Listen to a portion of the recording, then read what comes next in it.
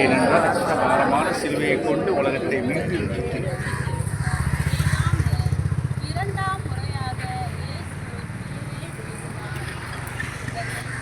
மீண்டும் இயேசுவை தாங்கிய தந்தையின் இரக்கம் நம்மை மீட்டது. மனிதராக நாம் பலமுறை ஒரே இறப்பிலும் விழுகிறோம். ஆனால் உமது இரக்கம் எல்லை இல்லாதது.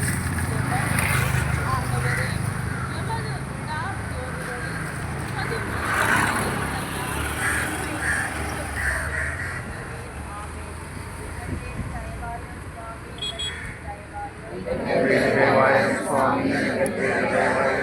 மரித்த விசுவாசியுடைய ஆன்மாக்கள் இறைவன் இறக்கினால் நித்திய சமாதானத்தை இளைப்பாற கடவுள்.